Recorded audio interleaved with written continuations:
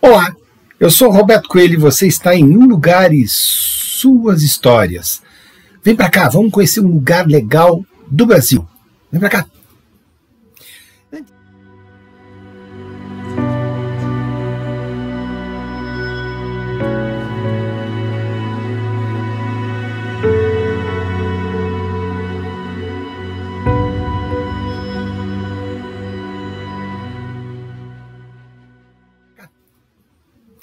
Antes de mais nada, eu queria pedir para vocês, compartilha, assina o canal, dê o seu joinha ou o seu negativo lá, para a gente saber como é que tá, como é que anda, se a gente está fazendo direitinho aqui para vocês. Histórias do Brasil, histórias de cidades, nas quartas-feiras, histórias das ruas da cidade de São Paulo.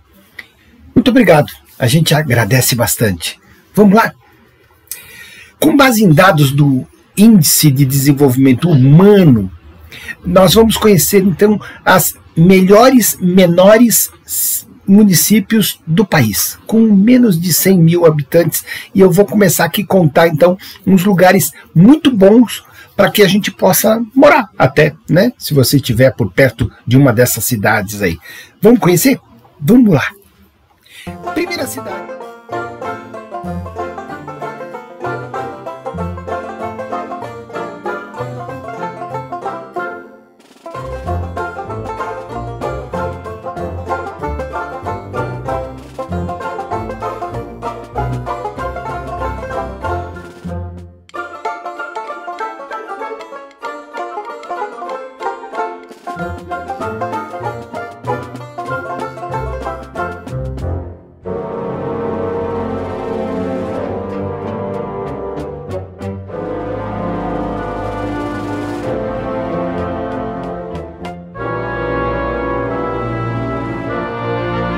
Primeira cidade, então, Águas de São Pedro. Esse é o lugar para quem procura uma vida muito sossegada. Ali tem 2.700, aproximadamente 2.700 habitantes. O município é o menos populoso entre 50 cidades brasileiras que estão no topo do ranking do Índice de Desenvolvimento Humano. Nessa lista de desenvolvimento humano, que compara as mais de 5 mil cidades brasileiras, Águas de São Pedro está em segundo lugar, com 0,854 de IDH. Olha que coisa maravilhosa, né? Com uma das estâncias hidrominerais do estado de São Paulo, a cidade fica a 187 quilômetros da capital e apoia a sua economia nas águas minerais e no turismo. Embora não seja possível determinar precisamente quais eram os povos que viveram ali na região antes do descobrimento do Brasil, não é? Até 1800 a região do município de São Pedro não tinha sido colonizada, sabia? Assim como a maioria dos municípios do interior de São Paulo, os bandeirantes, né, procuraram pedras preciosas, em especial procuravam ouro, não é? Abrindo então mata fechada, diversos caminhos, diversas rotas. Uma dessas rotas, a chamada Caminho do Picadão, partia então de Itu, passava por Piracicaba e avançava então no interior, em região ali de Araraquara, mais ou menos.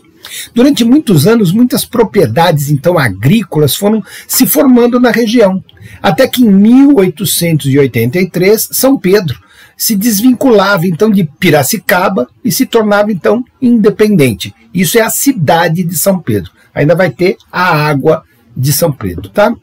A economia dessa época passou a ser baseada na cultura do café, quando muitas famílias italianas se estabeleceram nessa região para trabalhar sobre o contrato de parceria, em substituição então ao trabalho escravo que tinha acabado, né?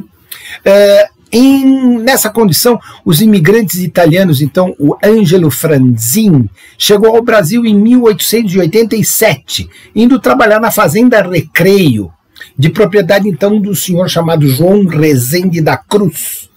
E apenas um ano depois ele já administrava outras fazendas, como a fazenda de Santa Rita, Santa Eulália, a fazenda do Rosário. Esse italiano começou a crescer, né? Após alguns anos de trabalho e em acordo com o irmão, o Giacomo Franzin, adquiriu terras e decidiu também praticar cafeicultura, claro, né?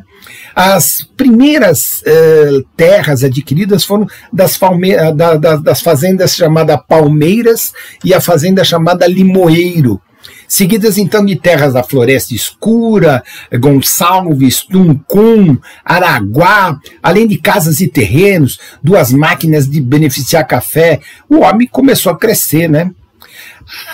Pulando um pouco da história, ali por volta de 1920, então o Júlio Prestes, então governador do estado de São Paulo, né, havia iniciado pesquisas na área de prospecção de petróleo. E as pesquisas falharam na tentativa de encontrar o produto no território paulista, né?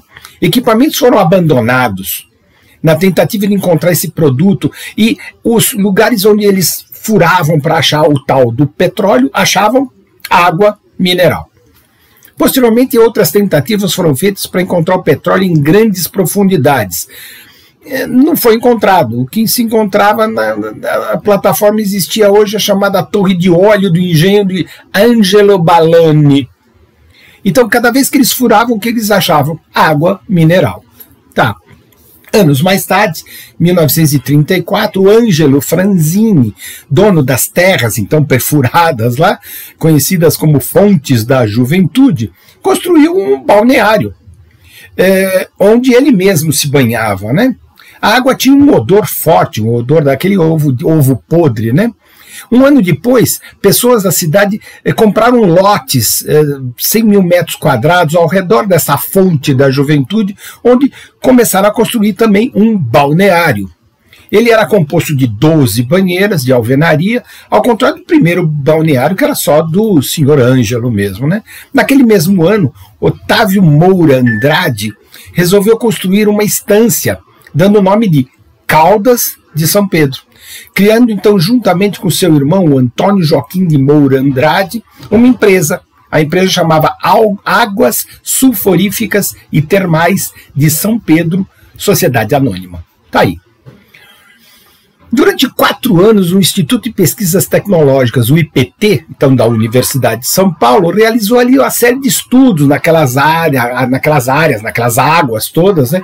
E essas águas provenientes de grandes profundidades possuíam então uma alta concentração de substâncias que precisava saber se não era nociva a um ser humano, né? Mas se descobriu outra coisa. Elas eram muito adequadas para o banho e suas propriedades medicinais eram muito importantes. Então o professor João Aguiar Pulpo, então diretor da Faculdade de Medicina, fazia essa delação, né? Falava, estas águas são águas muito importantes, né? A Estância de Águas de São Pedro, então, foi fundada ali em 1934, pelo Otávio de Moura Andrade, quando da inauguração do Grande Hotel. Hoje, esse Grande Hotel é o Grande Hotel São Pedro, que é de propriedade ali do Senac. É uma escola de hotelaria, ao mesmo tempo que é um hotel. Você pode ir lá se hospedar e conhecer a cidade. Reconhecendo, então, da importância dessas fontes termais, o governo do estado, então, em 1940, cria, então, uma estância hidromineral e climática das águas de São Pedro. E o município, então, é criado, né, ali em 1948. Tá aí. Para promover o desenvolvimento, a exploração das águas medicinais de forma economicamente viável, o fundador da cidade concebeu um projeto a fins hidroterápicos residenciais, um balneário cidade. As águas de São Pedro, então, nascem com uma estância hidromineral, totalmente planejada, com o objetivo de atender os que ali buscavam tratamentos ou turistas em busca de diversão e lazer, não é? O urbanista Jorge de Macedo Vieira foi então o escolhido para harmonizar essa ocupação do espaço e o uso das águas minerais. A topografia, o solo, o clima, demorou então quase 2 anos para que esse estudo da região pudesse então projetar a estância de São Pedro. Somente ali em 1940 é que o projeto ficou totalmente pronto e aí então se fez então a cidade de São Pedro, né? Como a gente conhece nos dias de hoje. A partir desse projeto foram construídas diversas edificações, a construção do Grande Hotel, como eu já falei, né? Um hotel de luxo na época, né? E para receber então os turistas, né? Além de um cassino, um dos primeiros cassinos do país, com atividade regulamentada ao público.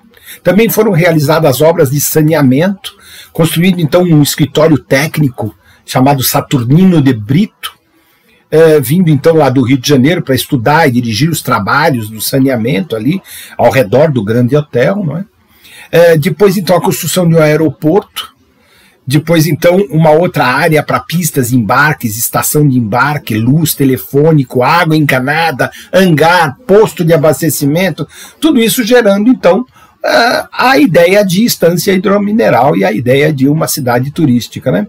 Tá aí. O Grande Hotel, então, usa uma energia de emergência com geradores de óleo diesel, né? Capacidade de suprir o hotel sempre, né? E aí você tem aí a ideia de Águas de São Pedro. Tá aí, gente. Um lugar e suas histórias. Quem vai então Águas de São Pedro chega lá e fala, nossa, que cidade boa, tudo arrumadinho, né? E não imagina que aquilo lá foi tudo projetado, tudo montado, e de repente um cara que um dia resolveu fazer um lugar, um balneário para ele próprio, talvez não soubesse que ali estava nascendo uma cidade, que é uma cidade com IDH muito importante. Vale a pena para quem mora no estado de São Paulo, vale a pena para quem mora fora do estado de São Paulo, de visitar, conhecer uma cidade com IDH tão bom e uma das melhores cidades do país com um índice de desenvolvimento humano. É isso aí. A gente volta na próxima contando então um pouquinho de história do Brasil para vocês. Nas quartas-feiras, ruas da cidade de São Paulo. Nas sextas-feiras, uma cidade do Brasil. E a gente se vê lá. Obrigado, até a próxima.